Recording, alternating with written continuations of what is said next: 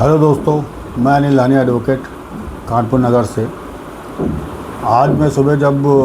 चूँकि संडे का दिन था और अपने ऑफिस में बैठा थोड़ा सफाई और पेपर वगैरह लगा कर रहा था, तभी हमारे एक क्लाइंट आए और वो जानते थे संडे का दिन छुट्टी रहती है और कभी कभी ऐसी चीज़ हो जाती है कि वो क्लाइंट को एक समाधान चाहिए रहता है उस तरह का। तो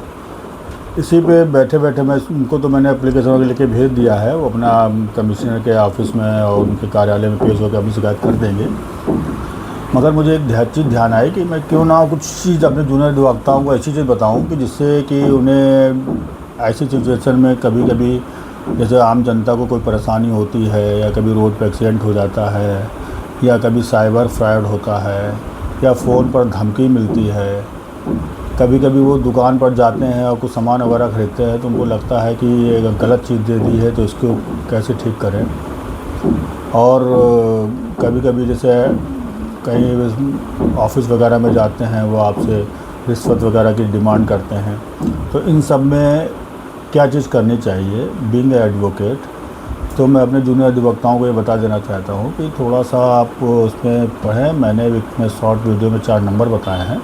तो मैं उसमें थोड़ा सा आपको बता रहा हूँ। यदि मान लीजिए आपको कोई फ़ोन पे गुंडागर्दी करता है या साइबर फ्रॉड करता है, तो आप उसमें एक नंबर होता है जो सरकार द्वारा जारी किया गया है, जिसमें अब तुरंत कार्रवाई होती है, जिसको कि आप 1930 पर कंप्लेन कर देते हैं। तो ये कंप्लेन आपका जो होता है, ये आपका एक साइबर फ्रॉड का नंबर है 1930 करके। तो ये 1930 को आप अपने पास हमेशा ध्यान में रखें। और अब मान लीजिए कभी कभी ये हो जाता है, ये आम जनता लोग भी ये नंबर को यूज़ कर सकते हैं, जिसको कि आप ये वीडियो ज़्यादा से ज़्यादा शेयर करके आप अपने क्लाइंटों को सब भेज सकते हैं और उनके नंबर बता सकते हैं। जैसे कभी आप गाड़ी वगैरह चलाते हैं और हाईवे पे जा रहे हैं और किसी के साथ भी कभी भी कुछ भी हो सकता है, एक्सीडेंट वगैरह हो जाए, तो आजकल जो हस्बैंड वाइफ और बच्चा ही सफ़र ज़्यादातर करते हैं, लोग न्यूक्लियर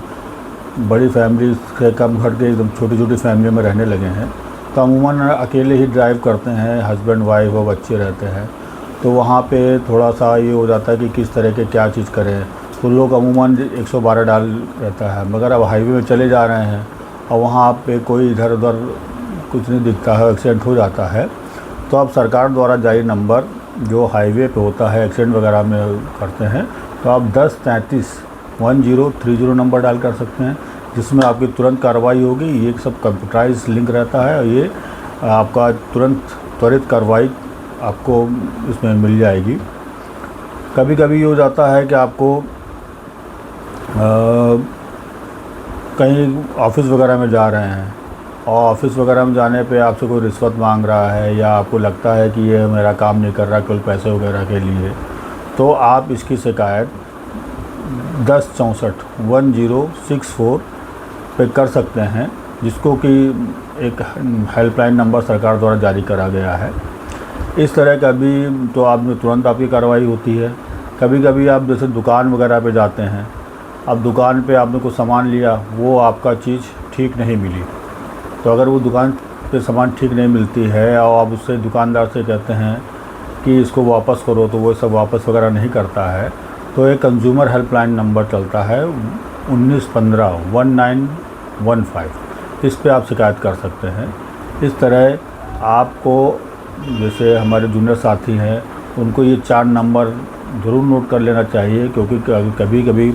जब आप उनके क्लाइंटों को कहीं पे परेशानी वगैरह होती है तो वो आपसे ही संपर्क करते हैं और बताते हैं मैं इसमें क्या करूं, तो आप उनको फ़ोन पे ही तुरंत बता सकते हैं कि आप 1915 कंज्यूमर हेल्पलाइन हो जाता है। साइबर फ्रॉड के लिए आप 1930 नंबर डायल करा सकते हैं। और हाईवे पे कोई एक्सीडेंट वगैरह हो जाता है तो 1033 नंबर ध्यान दिलाइए उनको। और कोई रिश्वत वगैरह मांगता है तो 1064 ये हेल्पलाइन नंबर वगैरह होता है, इस पे आप करिए कंप्लेन करवाइए, जिससे आपके क्लाइंट का आप पे भरोसा भी आएगा कि हमारे वकील साहब ने हमको तुरंत बता दिया कि क्या कार्रवाई करिए।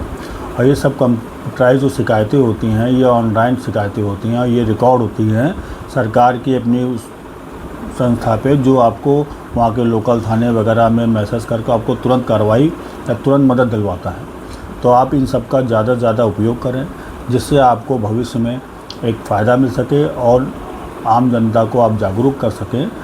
क्योंकि जब आप इस नंबरों पे अपनी कोई समस्या बताते हैं तो इससे आपको जो अगर कार्रवाई होती है तो आपका भरोसा बढ़ता है कि यह हमारा सिस्टम ठीक तरह से काम कर रहा है। क्योंकि अमूमन ये देखा जाता है कि जब कभी कोई दिक्कत होती है तो वो क्लाइंट आपके पास आता है, तो आपने उसकी समस्या सुनी और समस्या सुनने के बाद